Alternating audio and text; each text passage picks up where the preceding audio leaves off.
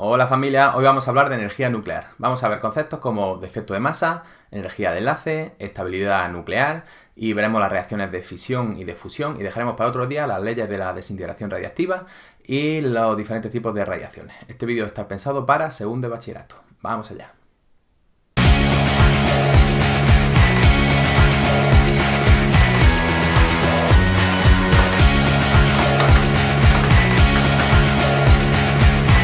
Tu profe de física.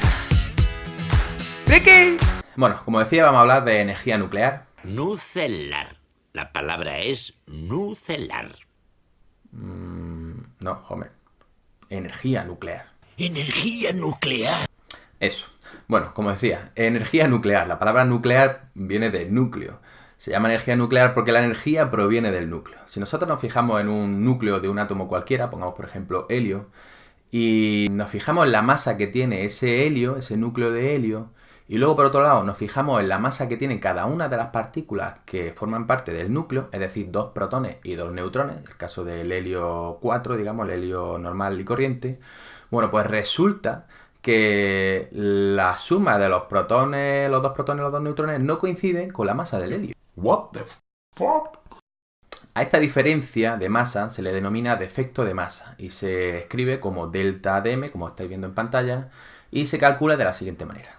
Esa formulilla que veis ahí, aunque parece un churro de fórmula, en realidad es una cosa muy sencilla y es básicamente la suma de los nucleones, de la masa de los nucleones, de los protones y de los neutrones, y a eso le restamos la masa del núcleo una vez ya formado, ¿vale? El núcleo una vez ya formado tiene menor masa que la suma de los protones y de los neutrones, de la masa de los protones y de los neutrones, ¿vale?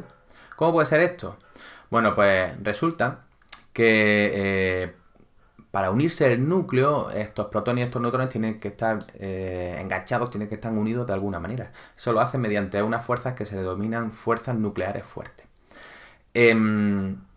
Esas fuerzas tienen asociada una energía, de manera similar a como las fuerzas eléctricas tienen asociada una energía potencial eléctrica o las fuerzas gravitatorias tienen asociada una energía potencial gravitatoria.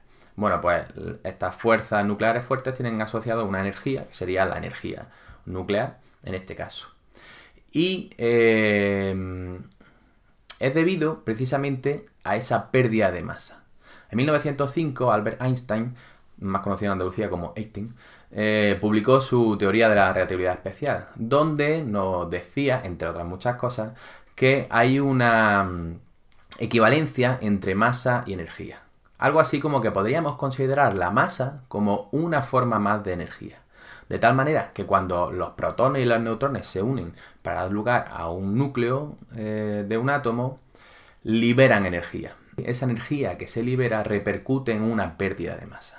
La expresión matemática que identifica eso es más que conocida, la podéis ver aquí, E igual a mc cuadrado, y en este caso particular, pues ese defecto de masa, delta de m, daría lugar a una variación de energía que sería técnicamente una energía liberada, ¿vale? De tal manera, como estáis viendo en pantalla, esa energía liberada la llamamos energía de enlace y sería técnicamente la energía que se liberaría al coger, en el caso del helio, un protón, un neutrón, otro neutrón y unirlos todos en un único núcleo, se liberaría esa energía, ¿vale? Hipotéticamente, si lo hiciéramos, se liberaría esa energía, eso le llamamos energía de enlace. Aún más interesante que esta energía de enlace sería la energía de enlace por nucleón, es decir, si cogemos y hacemos eso en diferentes núcleos atómicos y dividimos esa energía entre el número de nucleones, es decir, el número de partículas que hay en el núcleo, protones y neutrones, obtenemos la energía de enlace por núcleo. Bueno, esta energía nos da una idea de la estabilidad del núcleo. Cuanto mayor sea la energía de enlace por nucleón, el núcleo atómico será más estable, ¿vale? Técnicamente sería la energía que habría que aportar para retirar un nucleón, es decir, un protón o un neutrón de ese núcleo. Si eso lo representamos en una gráfica, como estáis viendo aquí, pues vemos que las mayores energías de enlace por nucleón se corresponden con un número másico en torno a 56, que correspondería con el hierro, ¿vale? Luego los núcleos de hierro serían los más estables. Bueno, pues ¿es posible aprovechar esa energía que está encerrada en los núcleos atómicos? Pues sí, con las reacciones nucleares. Distinguimos dos tipos de reacciones nucleares: las reacciones nucleares de fisión y las reacciones nucleares de fusión. Las reacciones nucleares de fisión son aquellas en las cuales de un único núcleo atómico se escinde, se divide en varios, 2, 3 núcleos diferentes, más pequeños, menos masivos. Y al hacer eso se libera energía. Un ejemplo clásico es el uranio que se utiliza en las centrales nucleares. El otro tipo de reacciones nucleares son las reacciones nucleares de fusión, en las cuales ocurre justamente al contrario. A partir de dos, por ejemplo, dos núcleos diferentes se unen y dan lugar a un núcleo más masivo, más pesado. Y se libera energía. ¿Por qué se libera siempre energía en estos dos casos? Porque si nos fijamos en la gráfica que teníamos antes, en las reacciones nucleares de fisión iríamos desde elementos que tienen menos energía de enlace hasta elementos que tienen más energía de enlace, es decir, de elementos menos estables a elementos más estables. Al hacer esa transformación estamos liberando energía, hasta llegar al caso del hierro, que sería el más estable de todos. En las reacciones nucleares de fusión ocurre justamente el contrario en cuanto a las masas, pero el concepto es el mismo, es decir, partimos de elementos por la otra zona de la izquierda que también tienen menor estabilidad hacia elementos que tienen mayor estabilidad, o lo que es lo mismo, que tienen más energía de enlace. Y al hacer esto se libera una gran cantidad de energía. Las reacciones nucleares de fusión ocurren de forma natural en las estrellas y de hecho es como explicamos la presencia de los diferentes tipos de elementos químicos que nos encontramos, bueno, pues en la Tierra y en cualquier zona del universo. Es decir, se han formado en las estrellas. A partir del hidrógeno se van fusionando y dan lugar a elementos más pesados, a helio, a litio, etc. ¿Vale? Y eso puede ocurrir hasta el hierro, porque es cuando se liberaría energía. ¿Cómo explicamos el resto de elementos de la tabla periódica? ¿Cómo se han formado? Pues bueno, para eso sería necesario un aporte de energía. Y eso solamente ocurre en fenómenos muy violentos en la naturaleza del universo, digamos, como el caso de las supernovas. En las explosiones de supernova hay un derroche tremendo de energía, hay energía por un tubo y entonces hay suficiente como para que se puedan producir esas reacciones nucleares en las cuales se producen elementos aún más masivos que el hierro. Bueno, ¿y cómo podemos calcular la energía que se libera en una reacción nuclear? Pues básicamente con lo mismo que hemos hecho antes. Simplemente cogemos la masa de los reactivos, cogemos la masa de los productos y veremos que hay una pequeña variación en la masa, ese defecto de masa del que hablábamos antes. Pues si a eso le aplicamos la ecuación de Einstein, multiplicamos esa variación de masa por c al cuadrado, tendríamos la energía que se libera. Claro, siempre los productos van a ser menos masivos conjuntamente que los reactivos. Esa masa que falta se ha transformado en energía que se ha liberado. Oye, pero entonces las reacciones químicas que vimos el otro día, la ley de Lavoisier, ¿no se conserva la masa? Bueno, pues técnicamente no. Sin embargo, la energía que entra en juego en una reacción química no es especialmente grande como para que se aprecie esa pérdida o ganancia de masa.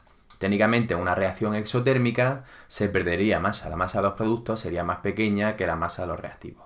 Y en una reacción endotérmica se ganaría masa. Sin embargo, esa cantidad es despreciable. Si hacemos los cálculos para el caso de 1 tonelada de butano, es decir, 1000 kilogramos de butano, sabiendo la masa molar del butano y sabiendo el calor de combustión del butano, que lo podéis consultar fácilmente por internet, pues resulta que tendríamos la cantidad, hecho por aquí los calculillos, de 4,96 por 10 elevado a 10 julios de energía que se liberarían al quemar 1 tonelada de butano. Si eso lo pasamos a masa, utilizando la ecuación de Einstein, resultaría aproximadamente medio miligramo, poco más de medio, 0,55 miligramos. O sea que de 1 tonelada de butano, cuando eso arde y bueno, produce dióxido de carbono y produce agua y demás, si pudiéramos contar la masa de los reactivos y la masa de los productos dentro de 1 tonelada que ha ardido de butano con su correspondiente oxígeno, pues veríamos que hay una pequeñísima diferencia de medio miligramo. Pero claro, medio miligramo en comparación con 1 tonelada, pues es completamente despreciable. Así que podemos decir que se cumple la de Lavoisier, aunque haya una mínima, pero diferencia, pero bueno, es inapreciable. ¿De acuerdo? Pues nada, eso es todo por hoy. Espero que os haya gustado el vídeo, que os haya aclarado algunas cositas, que hayáis entendido todo y nos vemos en el próximo vídeo. ¡Hasta luego!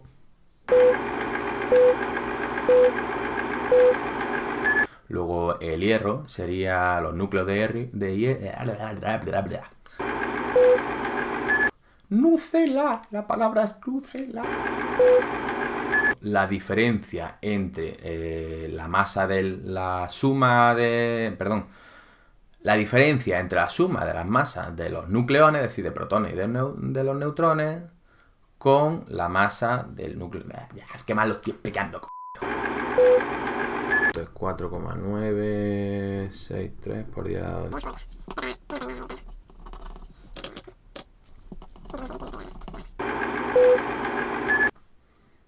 Energía nuclear. Las reacciones nucleares... Otra vez. Acuérdate, Juan, de poner tomas falsas.